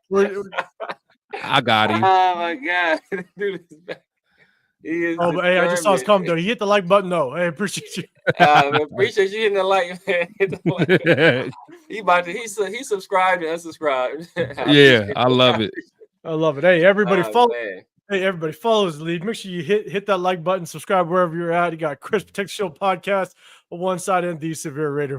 I'm 805 Raider, Real Talk Raider Nation. Make sure you guys hit that like button and subscribe. And this is what we're gonna do because it kind of falls into it. Everybody said, Tubby Chili, you're saying need a quarterback. Dre for sure. You got, I don't know if you're saying Carson Beck. Mr. Androgynous himself, Carson Beck. He's saying Drew Aller. Let's just kind of see what goes down right now. That could be that's who we could end up with if we don't get number one or two, Carson Beck or Drew Aller or Quinn Ewers or yeah. Yeah, you got AOC as our Cooper Rush. Oh man, don't say that. Don't say it to Kaz. Kaz gonna get you. Man. You're gonna hit that like button on your channel, wherever you at, if you got one. Yes, I see somebody in the chat. They said the draft is always a crapshoot. We'll address this. Draft is always a crapshoot, but the higher you are, you control what you do. Right? At that, if you're picking number one overall, that's not a crapshoot who you pick at number one. You get your choice of every single available prospect. It's no longer a crapshoot. That means the players in general are crapshoot, whether you're picking 1 or 32, but at least or 30, man. I mean, but at least at that point you control who you get. You control your destiny. You choose your own adventure. Right? If I want this guy, I can get this guy. You're not dependent on this team could trade back or something can happen in front of me and all these other machinations that can work against you. You pick number one overall. You want this prospect. You want Cam Ward. You want Shedeur. Hell, you want Travis Hunter. Right? You can choose that person. You can. No, and I agree. That you want those options. You want to control your destiny in the draft. That's what you want to control. You want full control, because we're 2-10 now. Yeah, right. We're 2-10. So at this point, we want to fight to control our destiny. We want to fight control everything that we can into our future. And so, a lot of people are talking about quarterbacks. A lot of people are talking about Travis Hunter as well. And so we'll talk about quarterbacks. But first I want to talk about Travis Hunter. He's the favorite to win the Heisman Trophy winner. If we don't pick a quarterback, Travis Hunter will be sitting there at some point, let's say we get the second or third. John B got a legend. So this is a legendary rivalry between Chris and John B. This is Michigan, Ohio State, UCLA, USC. Oh, no, that's my stepson, man. That's my stepson. This is the Chiefs. I was gonna make sure he's fed, man. I was gonna make sure he's fed because I fed his mom. So yeah. This is every time John B in the building. This is the Celtics versus the Lakers. This is Ali Frazier. This is a legendary rivalry. I wouldn't know what this is. This is Unc. This is Unc versus Michelle, and Michelle's his mom. Shout out John B, man. Shout out John B. Shout out. I haven't seen you, Mr. Flag Nasty, in the building. Haven't seen you in here, but I appreciate you coming through. Yeah, Super D. I don't know. I haven't seen you when I do my lives, but definitely appreciate you coming through as well. But here's my thing: he's the favorite to win. And sorry, Mike Rain in the building. I appreciate you coming through as well. But we're going to talk about Travis Hunter really quick. Let's do this. Travis Hunter is a hell of an athlete. Alien. You know what I'm saying? Hell of an athlete. Yeah, crazy with it. Here's my only concern with him. I got two. I got two concerns. Is one. Did you guys see I don't know if it was an interview, but he was talking with somebody that's in the league right now, and he basically asked them, "Is the league really that good? Like, is it that much harder in the league?" It's almost like he's questioning whether or not the league is actually hard. And you got Deion Sanders that is without question basically pumping him up as much as he possibly can because he does want him to win the Heisman. Yeah. But my only concern is he going to have a come to Jesus moment when he comes to the NFL? Like, does he truly think in his mind that he is way too good for the NFL? Like, he's going to come in and just be an absolute stud and just wreck the room with the NFL like he is in college. And he's going to have his come to Jesus moment. Is he going to have that moment to where he comes to the NFL and he just can't get out of it? Like, mentally, he just can't figure out, how do I overcome this? Because he's had such success at the college level and he's balling. Now he's balling against teams that ain't that great. And I don't want to downplay any small schools. You look at, one of the best corners, one of the corners that I really liked coming out of college last year was Quinion Mitchell. And he came from a smaller school. Everybody gave him crap. Hear that, Chris? Hear that, Chris? And, what's the name again? Yeah, he cool. But, he cool.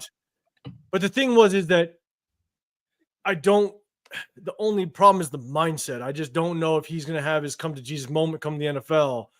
And if he just doesn't respect the NFL, that's my only concern is that. And so what, Chris, I'll throw it to you first. What's your thoughts on that? What's your thoughts on Jordan Travis? Travis Hunter. Yeah, Travis Hunter. Sorry. No, he's a monster. He's a monster. Yeah. But to be honest, I don't want him on our team. I mean, I think he could be good. His size worries me a little bit, and his durability, because he's been hurt the last couple years. He has injury issues. Yeah, he is. Yeah, and he's pretty fresh. I mean, I know he's been bulking up a little bit. I mean, the kid can run with the best of them, but for one, you're not going to play both sides. You get that out of your mind. You can't. Yeah. For one, if I was him, I wouldn't want to play both sides because, I mean, unless you're going to pay me double the salary. Like I need a little bit. The bag would be crazy. Yeah. Right. That's what I'm saying. The bag would have to be crazy. But let me ask you guys. So where do you think, if he had to pick one side, where do you think he would play? In my opinion, again, I just started watching the quarterbacks halfway through the season, so I've seen maybe 4 full games kind of him. Yeah. I almost see him to maybe have more success is it maybe potentially like size-wise, I think he would be damn good as a receiver because he can move. He's got that the agility. He's got the hands. He's got the instincts. As a corner, he's undersized. I don't know if he'd be durable enough, but at the same time, he's got damn good instincts as a corner. Like I just watched him this morning, and his instinct to be able to play zone is pretty elite. Like he just reads the receivers. He reads the quarterback. He's just got that innate ability to understand where that ball is going to go if he's got 2 receivers in his zone. Like he just understands it. But then again, I think he can get eaten up if teams just run at him.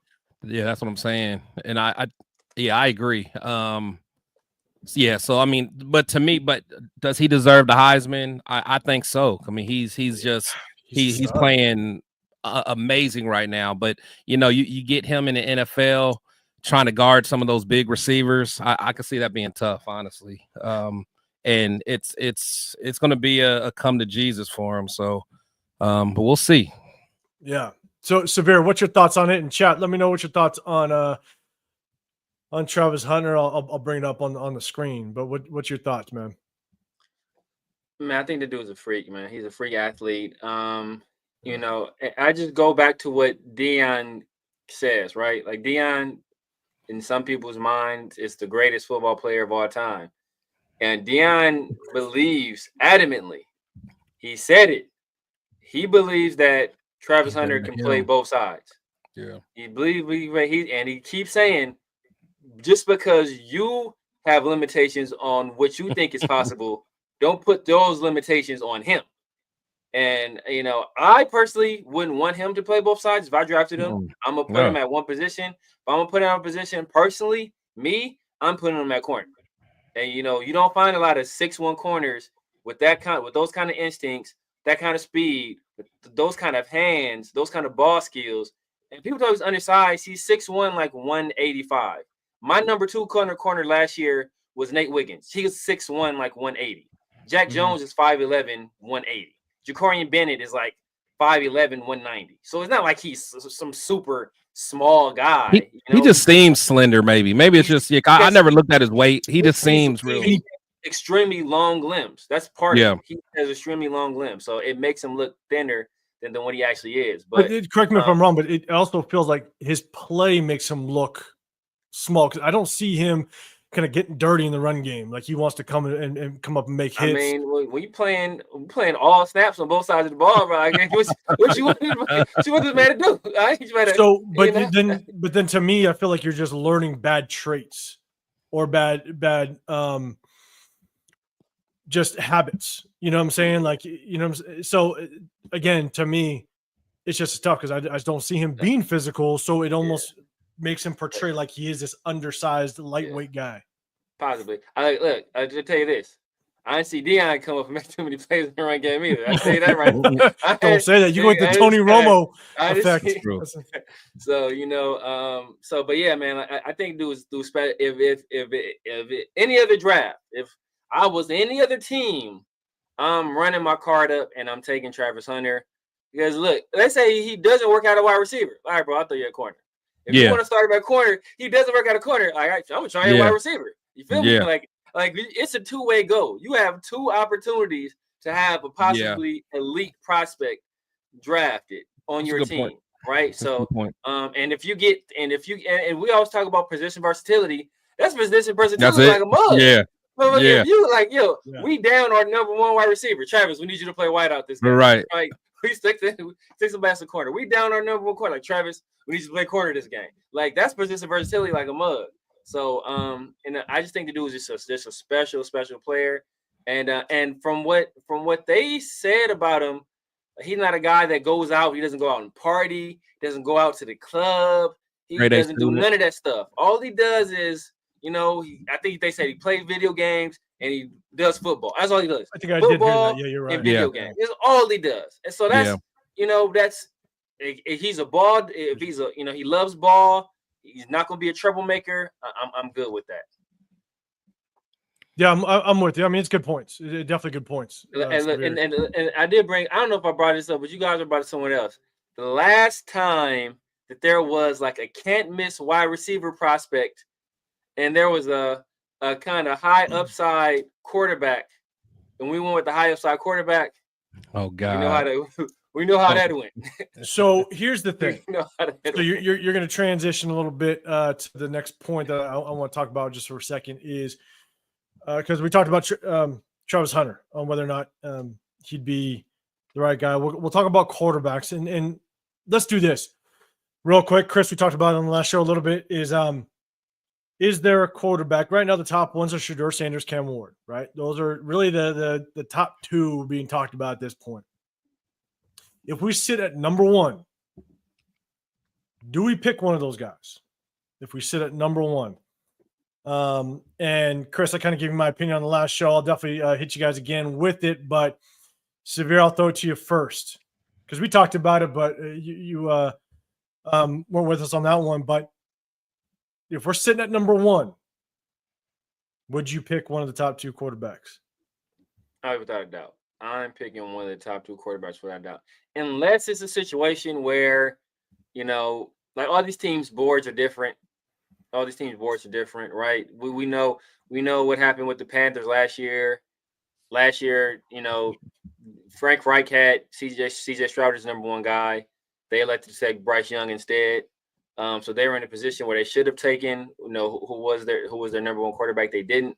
And I think when the Chiefs picked Mahomes, I think they had Mahomes as their number one quarterback that year, right? They picked him at 13 or wherever they picked him. So depending on how your board falls, if you have identified somebody as your number one guy that's maybe different than the rest of the league, you can trade back and still get them. You know, I'm good with that. But you know, if your number one guy is Cam or Shador, you take Cam or Shador. Chris, what's your thoughts? Because then I'll give you mine. Yeah, so you know, me personally, I'm big on Cam. You know, so I definitely like Cam a lot. I think Cam is someone that can move the needle for us for years to come. But if we did have the number one pick and teams started, you know, offering, you know, 4 first-round picks and stuff like that, you know, then it's like, you know, you're starting to listen, man. You're starting to listen a little bit, you know, because as much as I like Cam, you know, I got to look at the long game, and it'll be hard to say no. But I think ultimately it's going to be hard for me to say no on Cam Ward, man, if we're at number one. But if they offered something that I couldn't resist and I could still stay within the top 10, then I would potentially take a look at yours. Yeah. I rock with Quinn Ewers with 4 more first round picks. We'll rock out, man. Don't be throwing that out there, Severe. Don't be doing it. But I'm gonna give you my opinion on it real quick. But you know, before I do, shout out to some people. Clifford, the Black Raider, appreciate you in the building. Noah John Marshall, someone said you're a Chiefs fan, but you know, hey, appreciate the building. I think that's what it said. You're a Chiefs fan. I apologize if I'm wrong. Tyron Raider in the building. I appreciate you coming through. Rod Gass in the building. Make sure you guys hit that like button, subscribe. We got Chris Protect Shield podcast, The Severe Raider. I'm 805 Raider, Real Talk, Raider Nation. Appreciate you guys in the building. Make sure you guys hit that like button wherever you're at. So this is all in assuming that we're going to have the number one pick. Okay, even number 2. Let's just say, but I'm gonna stand on it because again, now I've seen basically 4 full games of Shador Sanders. I don't think Shador Sanders is a number 1 draft pick. I do not think we take him at the number 1. I don't think he's worthy enough of a number 1. Reason being is because 1, I mean, I think who's that offensive coordinator over there? Pat Shurmur. Pat Shurmur. Yeah. I think he's doing him no favors. The amount of screens that this guy runs is crazy. I mean, Shador Sanders has like a 73% completion rating. It's because he throws 80% screens all day long. So I don't think he's helping him in any way. Number 2, he's not as mobile as I think he thinks he is. Yeah. He wants to try to move around the pocket. He is not very good at it. So, and compared to the defense that he's playing, that Shador Sanders sees, you can times that speed by 3 when he gets the NFL. And so I think he's not going to find success there. If you look at in the past, let's just look at last year, right? Caleb Williams, Jaden Daniels were clearly the top quarterbacks. Caleb Williams, Jaden Daniels were clearly a number 1, number 2 draft pick. There was no question on whether or not those guys should have went extremely high in the draft, number 1, number 2. Shador Sanders, if you were in that draft with Caleb Williams and Jaden Daniels, you wouldn't even been touched. I don't think Shador Sanders is better than Michael Penix. I don't think he was better than Bo Nix. I think that there's a chance he's not better than J.J. McCarthy. And so if you put all that together, I don't see – I think the only reason why he is considered a number 1 is because it's a very weak quarterback class this year. I think that's the only reason why. And number 2, I think that the NFL is really hyping this up. I mean, can you imagine the narrative and the hype that the NFL is going to get is Shedeur Sanders, Deion Sanders, taking every interview possible in this offseason, making sure that he hypes up Shedeur Sanders to get that number one. The NFL is going to eat it up because it's going to be nothing but coverage. And the thing is that I'm not saying Shedeur Sanders is a bad quarterback. I'm not saying that he has a chance at being a decent quarterback in the league. I don't think he's a top 10 quarterback. I don't think he's maybe a top 15 quarterback at all in this league. He's got to go to a damn good system to potentially find success with him. But to pick him at number one, not even close. I don't even think you even look at him. I think you take the 3 first-round draft picks some stupid team is going to give us to jump up to get him. So now, Cam Ward. Cam Ward, I think, is a guy that if you want to take a chance on, sit him for 1 year, let him learn, and develop him. Okay, I think I'd be okay with if we took a chance at that. I think there's a lot of upside with Cam Ward. Sorry, and one thing I'll go back to Shedeur Sanders is that the hype of him being with Tom Brady and all that stuff, it's like it's hyping him up to the point where I don't know how much him working with Tom Brady for a couple weeks in the offseason. Yeah, you know, it's not like he's working with him day in and day out. Exactly. That's what I try to tell people. It's like, okay, that's great. I think it's just you're just talking about it. It's just talk at this point. I would much rather take the potentially 3 first-rounders and a couple second-rounders to get Shedeur Sanders and let somebody else take Shedeur Sanders. But Cam Ward is the one that I would be okay with if we took a chance, sat him, brought in a veteran, and kind of worked him into potentially being the future. Now, one guy, and Chris, I said this on the last show, is one guy that I am willing to take a really look at, and that's if he stays potentially 1 more year.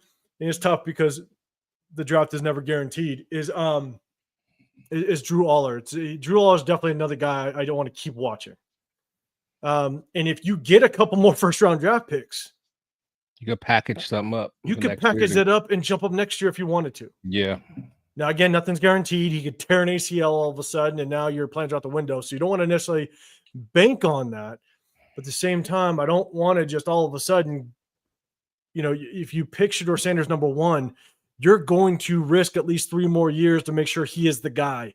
If he doesn't end up being the guy and you pick somebody in year 4 and now you let him develop, we might be 5-6 years away from potentially having success if you make this mistake this coming year. So that's my only concern is you pull the trigger on Shedeur Sanders. I just don't think he's worth a number 1 draft pick this year. That's just my opinion. TheSevere, what's your thoughts on that? Do you agree, disagree? What's your thoughts? So I mean, Cam is my number 1 guy. But I will say this may sway your opinion, but it could very likely solidify your opinion.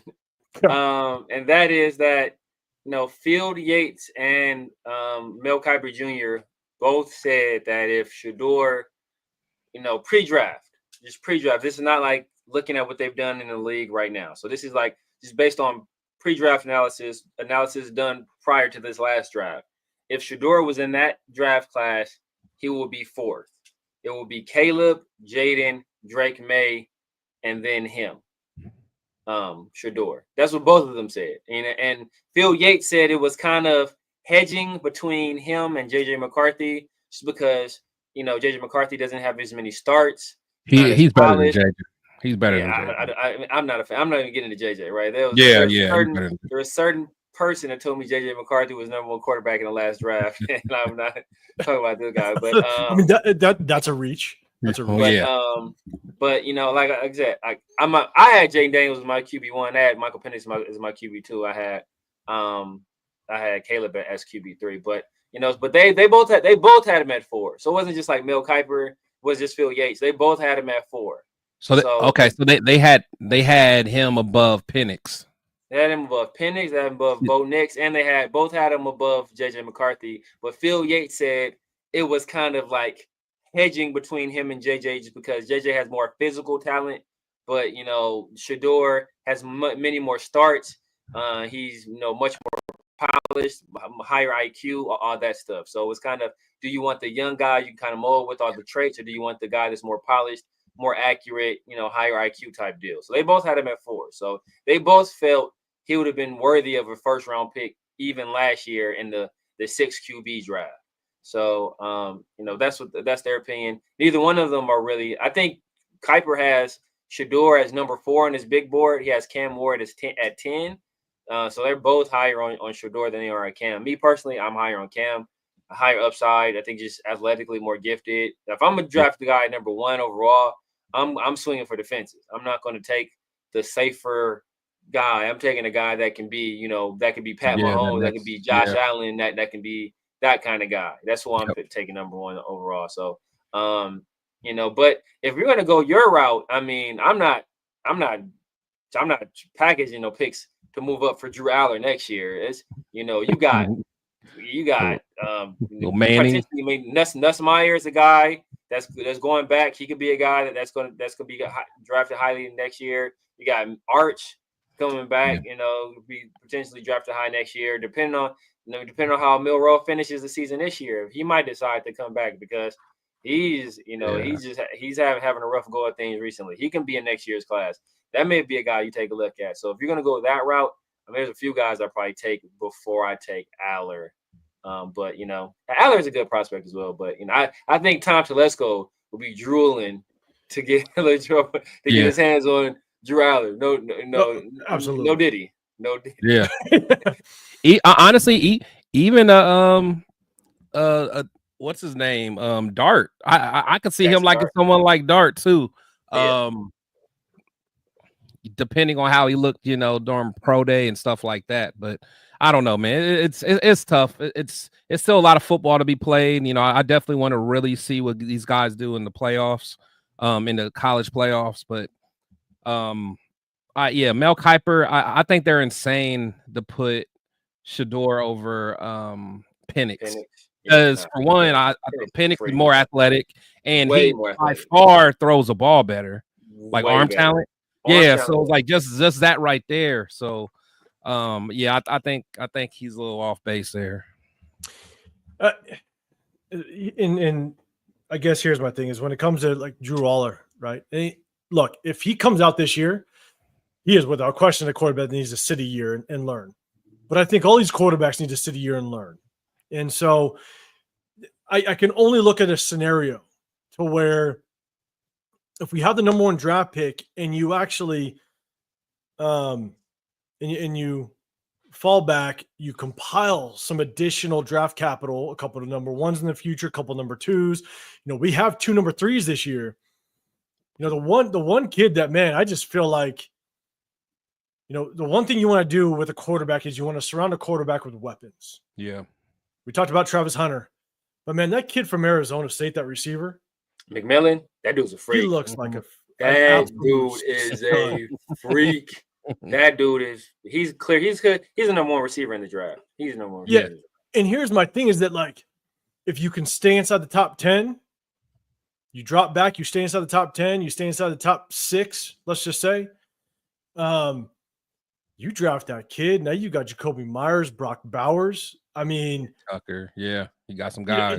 It's like you now are starting to build and you're surrounding your quarterback with talent. And that's the one thing you don't want to do. Now, this is why sometimes some later round quarterbacks find success is because they go into a situation where there's already developed talent. You look at Brock Purdy, right? Brock Purdy, the last pick of the NFL draft, but he goes into a situation where he has a lot of talent around him to help him with the transition to the NFL. Now you're picking up a rookie wide receiver, but man, this kid just looks like an absolute stud.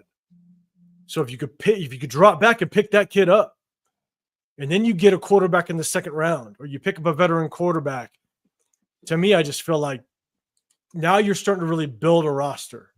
Because man, I do want to watch more of that Arizona State kid or that Arizona kid, but man, the more I watch him, it's almost like Brock Bowers. Brock Bowers was that pick. There's very few. I think Bijan Robinson was one of them. But Brock Bowers was that pick, this last draft pick, that they said that was like, I guess what they call it, like you cannot go wrong with that pick. Yeah, can't miss. The can't miss pick. Brock Bowers was the can't miss pick.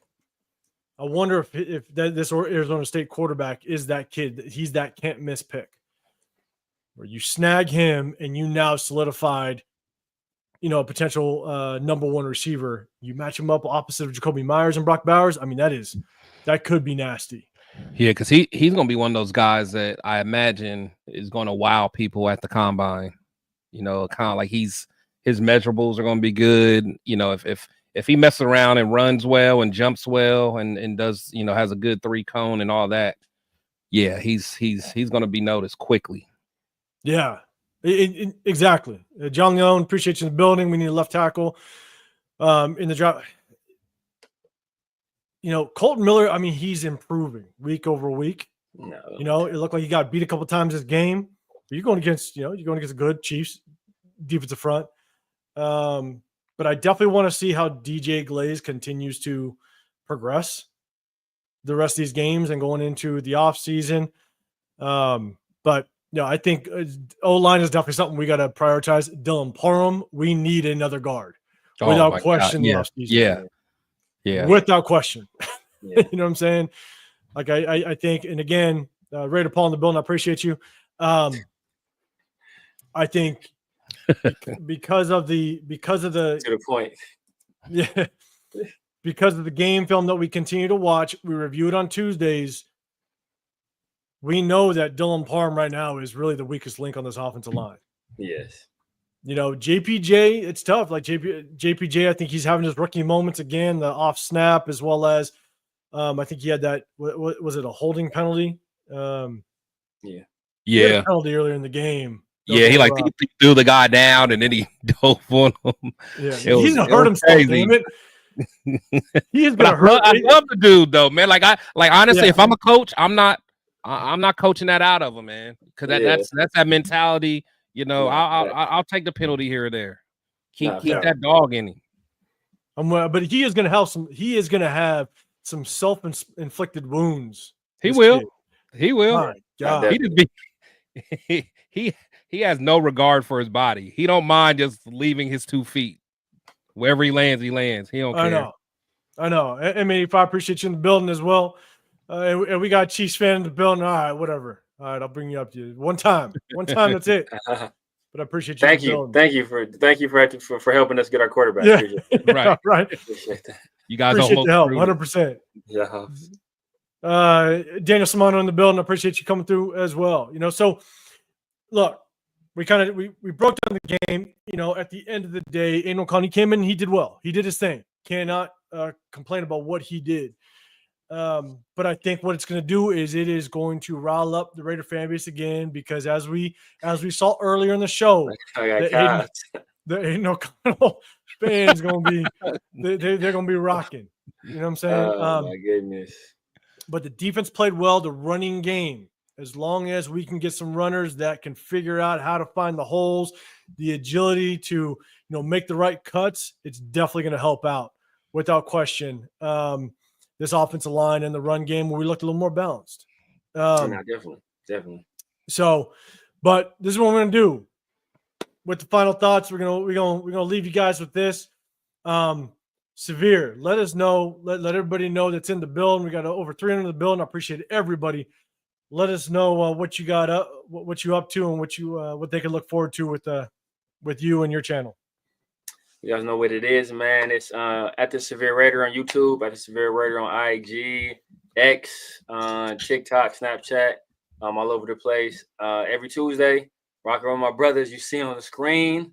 We'll be going over some film, reviewing this game, really taking a long look at what Aidan did. I'm sure we're gonna see some good, and we're gonna see some bad as well. Looking at what Sincere did, just as every Tuesday, we take a look at the film. Then Tuesday evenings, I got the 50-50 show with my guy Pharaoh. And then Friday nights, rocking out. Usually Friday nights. I think this week we dropped it on Thursday or we dropped it Friday morning. But we got the Around the Shield with my guy Pharaoh and Big Mike. And I'm trying to squeeze something else in there, man, for myself. It's kind of hard to find time. My son's in the Super Bowl this Sunday. Okay. Next Sunday. Ironically, they play the Raiders. They play the Raiders. From where though? The Chiefs. From where? It's the Harbor City Raiders. The Harbor area, but basically Harbor City Raiders. So, it's them in the Super Bowl. So we'll see if they bring home the chip. But after that, football season is over. So I have a lot more free time. Outside of that, I'm just taking it to trainers and stuff. But I can work. I'll be a little bit more freedom. So yeah, man, dropping some more stuff, man. So hey, we'll see what happens. Yeah, man, that's legit, man. 100%. And Chris, man, what's going on? What you got going over there? Let us know. Man, so I got this show every post game, always got this show. And then like TheSevere said, we're gonna do our breakdown of the film every Tuesday.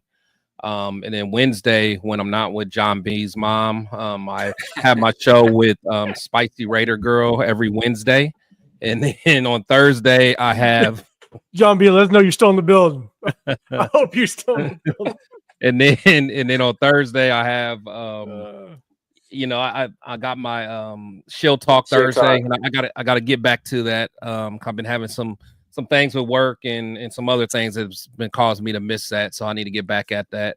Besides that, man, just rocking and rolling, man, just giving this content, and that's it, man. Yeah, man, that's good. At the end of the day, we're 2-10 now, so it's tough. It's hard. I think the mass majority of us, we're reviewing this team, and one of the biggest things. Oh, there he is. I see him. I see you, John B. I see you. But one of the biggest things is we're 2-10, but you're still reviewing. You're still evaluating as a fan. You're evaluating players, position groups to see what do we want to move forward with as the season goes on into the off season. All right. As a fan, that's how you kind of understand what do we need in the draft? What do we need in free agency? All that. And that's why we review film on Tuesdays. Also, at the end of the day, we're still evaluating Antonio Pierce. Antonio Pierce still needs to prove that he is the guy. A lot of people can say you don't want to continue to switch coaches and continue to shift coaches in and out. I get that. I understand. But you also don't want to ride the same train when you know that thing's going to derail eventually. Like you see the signs that it's going to derail, then just let it go off the track. Just let it rock. Let it be its thing. And you got to move on, because then you continue to ride that wave, and that thing at the end of the day isn't going to find you success. And so Antonio Pierce still has 6 more games? Or no, what are we 10-2? So we got 5 more games. Yeah, 5 more. He's got 5 more games to prove this fan base that he still deserves a chance to be the Raiders coach. Because if you want a quarterback early, then that's going to be the guy that's going to make that quarterback successful. And do you think that's the guy? You know what I'm saying? Or is he going to waste another first-round draft pick like we've done for so many years outside of Brock Bowers? So, that's what we're still paying attention to. We're 2-10. It's tough, but I appreciate everybody in the building. I appreciate you guys coming through. Make sure you guys hit that like button wherever you're at. I got Chris, Protect the Shield podcast. Make sure you guys go over there and subscribe. Hit that like button. I got TheSevere Raider. Make sure you subscribe. I'm 805 Raider, Real Talk, Raider Nation. Appreciate all you guys in the building. I hope you guys had a great Thanksgiving. Enjoy the rest of your weekend. Enjoy the rest of the weekend of football. Make sure you hit the like button on your way out. Make sure you check in. John B, make sure you check in as well. Damn it. His mom checks in. His mom checks in. I had cranberry sauce on her and everything. Never mind.